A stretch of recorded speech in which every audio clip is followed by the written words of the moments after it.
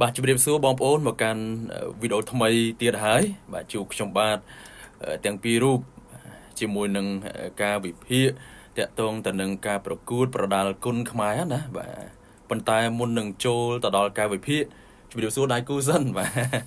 បាទអរគុណបាទជម្រាបសួរដៃគូសង្ឃឹមថាសុខទុក្ខធម្មតាហើយណាសុខសប្បាយណាបាទហើយបងប្អូនយើងអ្នកកំពុងតែមើលវីដេអូបាទសង្ឃឹមថាសុខទុក្ខជាធម្មតាផងដែរបាទខ្ញុំនេះគឺសុខណាបាទ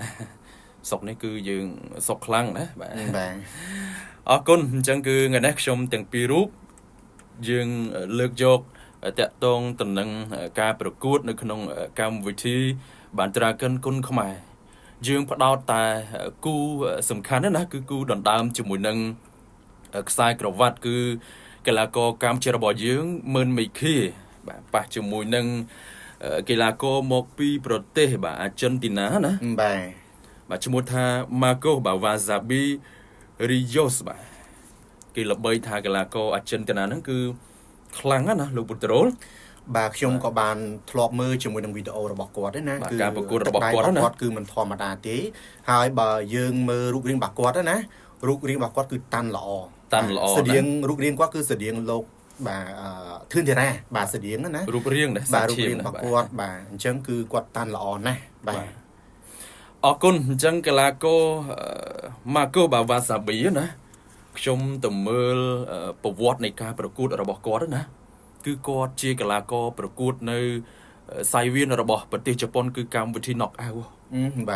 បាទគាត់ធ្លាប់ប៉ះជាមួយនឹងកីឡាករជើងខ្លាំងល្បីជប៉ុនច្រើនរូបតែម្ដងបាទគាត់ប៉ះច្រើនគូណាហើយការប្រកួតរបស់គាត់គឺសុទ្ធតែជាគូឯកទៀតបាទគាត់ប្រកួតនៅកម្មវិធី knock out បាទប្រកួតជាមួយនឹងកីឡាករជប៉ុនគឺសុទ្ធតែជាគូឯកតែម្ដងអូខេហើយគូឯកយើងដឹងស្រាប់គឺជាជើងខ្លាំង Superstar របស់ជប៉ុនទៀតកម្មវិធី knock out ណាអញ្ចឹងបានន័យថាគឺគាត់បានជួបជាមួយនឹង Superstar ប្រទេសផ្សេងច្រើនជាពិសេសគឺប្រទេសជប៉ុននឹងតែម្ដងកម្មវិធី knock out ណាអញ្ចឹងគឺមិនធម្មតាទេហើយកីឡាករអាចិនតាណារូបនេះគឺមានខ្សែក្រវ៉ាត់បាទស្ពីនៅលើស្មាគឺច្រើនខ្សែក្រវ៉ាត់តែម្ដងលោកពូត្រូណាអានេះយើងរាប់ទៅលើខ្លួនរបស់កីឡាករ1 2 3 4 5នេះលើខ្លួនគាត់ណាបាទនៅលើជញ្ជាំងបាទកុំមានខ្សែក្រវ៉ាត់នឹងដែរប៉ុន្តែឬក៏ជាខ្សែក្រវ៉ាត់មិត្តរួមក្រុមនៅក្នុងក្លឹបរបស់គាត់ចឹងទៅប៉ុន្តែនៅក្នុងរូបនេះគឺយើងឃើញថាគាត់ថតស្ពីខ្សែក្រវ៉ាត់ហ្នឹងគឺចំនួន5ខ្សែបាទអញ្ចឹងមិនធម្មតាទេណាបងប្អូនយើងណាអញ្ចឹងគឺកីឡាករមកពីប្រទេសអាចិនតាណានេះគឺគាត់ធ្លាប់ជួបកីឡាករថៃស្គាល់កីឡាករដែនសយ៉ាមអូខេធ្លាប់ឮឈ្មោះណាបាទគឺដែនសយ៉ាមនេះឲ្យធ្លាប់ប្រកួតជាមួយនឹងកីឡាករអេអាមរិនពូថងរបស់យើងណាអូខេដោយពេលនោះគឺយើងប្រកួតចំនួន3ទឹកប៉ុន្តែពេលដែលយើងដាក់បន្ទុកទៅគឺស្មើគ្នាណាក៏បន្ថែមមួយទឹកទៀតប៉ុន្តែយើងចូលទឹកទី4គឺកីឡាករដែនសយ៉ាមគឺគាត់ចាញ់សន្លប់របស់កីឡាករអេអាមរិនពូថងរបស់យើងពេលនោះណាការប្រកួតណាហើយប៉ុន្តែដែនសយ៉ាមរូបនេះគឺគាត់ឈ្នះកីឡាករអាចិនទីណាអូបាទឈ្នះ Marcos Wasabi ណាបាទឈ្នះនេះគឺឈ្នះយើងឈ្នះសន្លប់បាទឈ្នះទៅលើកីឡាករអាចិនទីណាណាបាទដែនសយ៉ាមហ្នឹងប៉ុន្តែដែនសយ៉ាមទោះបីជាគាត់ឈ្នះ Marcos Wasabi ក៏ពិតមែនប៉ុន្តែគាត់ក៏គេថាត្រូវធ្ងន់របួសធ្ងន់ដែរបាទជើងក្រោមណាបាទអញ្ចឹងគឺដើរប៉ាក់ខ្ជើអញ្ចឹងទៅអញ្ចឹងទោះឈ្នះយ៉ាងណាក៏ដោយក៏មានអារម្មណ៍ថាគាត់រូបរាងរបស់គាត់សកម្មភាពរបស់គាត់ហ្នឹងគឺទ្រោមតែម្ដងបាទទ្រោមខ្លួនបាទហើយនិយាយទៅគាត់ប្រកួតជាមួយនឹងកីឡាជប៉ុនច្រើនគូទៀតអញ្ចឹងចាំខ្ញុំដាក់គេថារូបនៅខាងក្រោមវីដេអូហ្នឹងព្រោះថាច្រើនគូអញ្ចឹងណាបាទហើយក៏គាត់ធ្លាប់ប៉ះជាមួយនឹងកីឡាករYotaហ្នឹងតិចខ្ញុំដាក់រូបនៅខាងក្រោមដែរគឺកីឡាករជប៉ុនបាទគាត់ធ្លាប់មកប្រកួតនៅកម្ពុជារបស់យើងគឺចំនួន2លើកតាមខ្ញុំដឹងណាបាទអញ្ចឹងគឺមកលើកដំបូងគឺគាត់ឈ្នះជាមួយនឹងច័ន្ទរតនាឈ្នះឲ្យគាត់បានខ្សែក្រវ៉ាត់ត្រឡប់ទៅប្រទេសជប៉ុនវិញណាដល់តែគាត់មកលើកទី2គឺគាត់ចាញ់កីឡាករម៉ឺនមីឃីបាទអញ្ចឹងកីឡាករយូតាជប៉ុនហ្នឹងណាបាទគឺគាត់ធ្លាប់មកខ្មែរយើង2លើកប៉ះជាមួយនឹងច័ន្ទរតនាហើយប៉ះជាមួយនឹងកីឡាករម៉ឺនមីឃីបាទហើយយូតានេះក៏ប្រកួតជាមួយនឹងកីឡាករ Argentina នឹងដែរ Marco Vasabi ដែរណា អូខេ បាទហើយមានកីឡាករជប៉ុនច្រើនទៀតបាទចាំខ្ញុំបង្ហាញនៅរូបភាពខាងក្រោមណាប៉ះសុទ្ធតែលំដាប់កីឡាករជប៉ុននៅក្នុងកម្មវិធី knock out តែម្ដង អូខេអញ្ចឹងសរុបមកគឺកីឡាករខាង Argentina នេះគឺមិនធម្មតាទេគឺធ្លាប់ប្រកួតទាំងសង្វៀននៅជប៉ុនសង្វៀននៅថៃហើយជួបសិទ្ធិ Superstar បដាទៀតបាទឥឡូវនេះគឺគាត់មកប្រកួតនៅក្នុងប្រទេសកម្ពុជារបស់យើងបាទអញ្ចឹងមិនដឹងថាតើការប្រកួតនេះបាទចប់ទឹកឬក៏យ៉ាងណាទេពេលដែលគាត់ប៉ះជាមួយនឹងកីឡាករមឿនមីឃីណាព្រោះថាប្រវត្តិរបស់គេក៏មិនធម្មតាណាបាទបើយើងក៏លេចទៅមើលខ្សែក្រវ៉ាត់គាត់ហ្នឹងគឺចង់ត្រេតខ្លួនទៅហើយចង់ត្រេតខ្លួនណាបាទអញ្ចឹងអត់មានថាគេដកដំឡូងដកស្មៅអីទៀតណាបងប្អូនយើងណាអញ្ចឹងប្រវត្តិគេជួបជប៉ុនសុទ្ធតែជើងខ្លាំងណាបាទអរគុណអញ្ចឹងយើងត្រឡប់មកការវិភាគទូទាយវិញបាទយ៉ាងណាដែរសង្ឃឹមប៉ុន្មានភាគរយសម្រាប់កីឡាករកម្ពុជារបស់យើងមឿនមីឃាប៉ះជាមួយនឹងកីឡាករបាទ Marco Vasabi មកពី Argentina ណាលោកពូត្រូលខ្ញុំ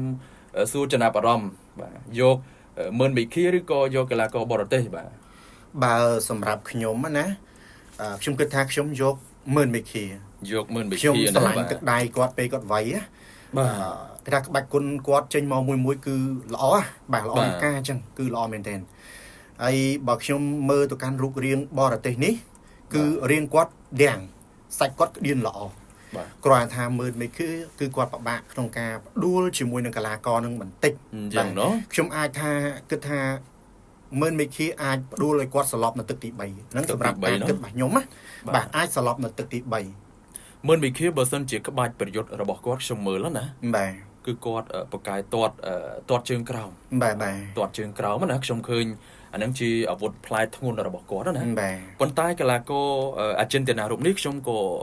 ឃើញការប្រកួតរបស់គាត់ណាអញ្ចឹងមានន័យថាគាត់ប្រកួតនៅកម្មវិធីជប៉ុនហ្នឹងគឺធ្លាប់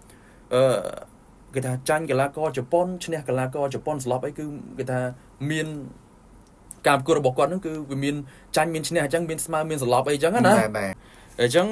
ខ្ញុំគិតថាអាវុធរបស់កីឡាករអាចិនទីណានេះគឺ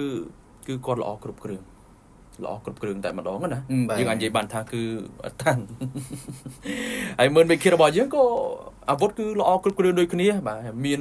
ការប្រយុទ្ធហ្នឹងគឺក្បាច់ច្រើនច្រកតែម្ដងណាបាទអញ្ចឹងបើសិនជាការប្រកួតរបស់គាត់គឺតែងតែមានឪពុករបស់គាត់នៅក្រមសាយវៀនតាមចាំផ្ដល់ជាមួយនឹងយោបល់បន្ថែមអញ្ចឹងណាបាទថាតើគូផ្ដាច់កន្លែងណាប្រយុទ្ធកន្លែងណាការពារកន្លែងណាមិនអញ្ចឹងណាអូខេអញ្ចឹងយើងឃើញថាផ្លែរបស់អ្នកទាំងពីរណាមិនថាល្អដូចគ្នាណាមិនថាកីឡាករបរទេសមិនថាកីឡាករខ្មែររបស់យើងមិនមេជាទេគឺទឹកដៃគាត់ហ្នឹងគឺមិនធម្មតាដូចគ្នាអញ្ចឹងការប្រកួតហ្នឹងគឺពិបាកថាអ្នកណាឈ្នះអ្នកណាចាញ់ណាខ្ញុំគិតថាវាជារឿងមួយតឹងតែងសម្រាប់សង្វៀនថ្ងៃទី11នឹងខ្លាំងណាស់ហើយសម្រាប់លោក David គិតថាកីឡាករមួយណាអ្នកឈ្នះណាបាទខ្ញុំយើងប្រកួតដណ្ដើមខ្សែក្រវ៉ាត់នេះគឺអត់ស្មើទេអត់មានអ្នកស្មើទេគឺមានអ្នកឈ្នះបន្ទុកឬក៏ចាញ់ដោយសន្លប់ចឹងទៅ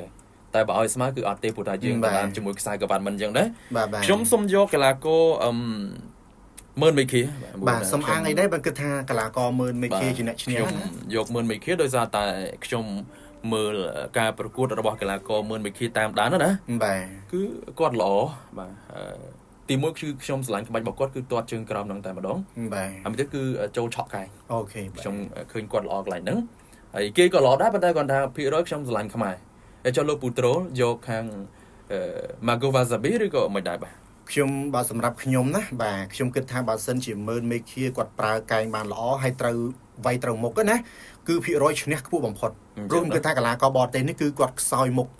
បាទគាត់ខ្សោយមុខបាទបើសិនជាគាត់ត្រូវម្ដាយឬក៏មួយកែងកដាមុខហើយច្បាស់ណាស់គាត់នឹងថន់ចង់បាទគឺគាត់រៀងដកណាបាទបើសម្រាប់ខ្ញុំគិតថាមឿនមេឃាគឺគាត់ប្រើល្អណាស់ចំពោះកែងនិងកណ្ដាប់ដៃហ្នឹងបាទល្អអញ្ចឹងខ្ញុំគិតថាមឿនមេឃាអាចយកឈ្នះបាទអាចថាទឹកទី3ហ្នឹងគឺឈ្នះជាមួយនឹងកីឡាករបរទេសបើមិនសន្លប់ក៏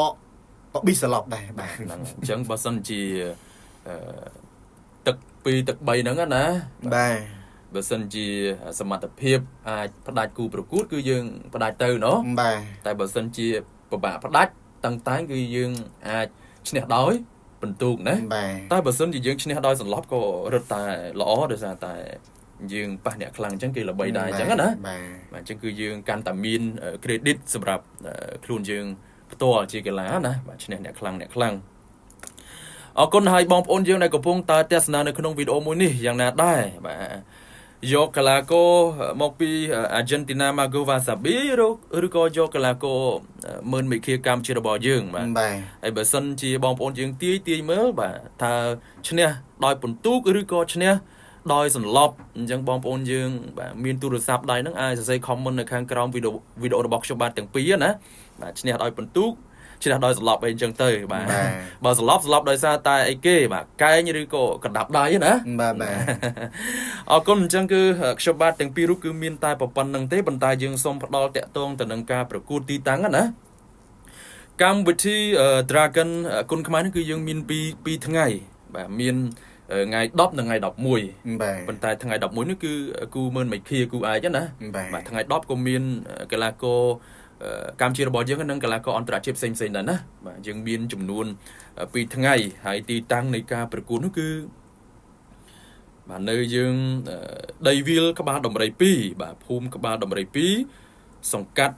កកាបទី2បាទខណ្ឌពោធិ៍សែនជ័យរាជធានីបាទភ្នំពេញចាប់ពីវេលាយើងម៉ោង8យប់តទៅអញ្ចឹងបងប្អូនក្នុងភ្នំពេញទេមិនទីក្រុងណាបាទបងប្អូនយើងនាំក្រុមគ្រួសារប៉ាម៉ាក់បងប្អូនមនុស្សជាទីស្រឡាញ់អញ្ចឹងទៅចាប់កន្លែងមុនណាបាទអញ្ចឹងម៉ោង4ម៉ោង5អីអញ្ចឹងទៅណាបាទយើងញ៉ាំអីឆ្អែតមានកម្លាំងហូរមិនអញ្ចឹងណាបាទហ្នឹងហើយបាទអញ្ចឹងគឺចាប់ដើមម៉ោង8យប់ម៉ោង8យប់តទៅតែម្ដងយើងទៅរៀងថ្ងៃទីទៅណាបាទផ្ញើម៉ូតូផ្ញើអីទុកសបុតម៉ូតូឲ្យស្រួលណាបងប្អូនយើងណាបាទជៀសវាងការបាត់បង់មិនអញ្ចឹងណាបាទអរគុណអញ្ចឹងខ្ញុំបាទទាំងពីររូបគឺមានតែប៉ុណ្្នឹងទេបាទក៏សូមអរគុណនិងសូមជម្រាបលាបាទ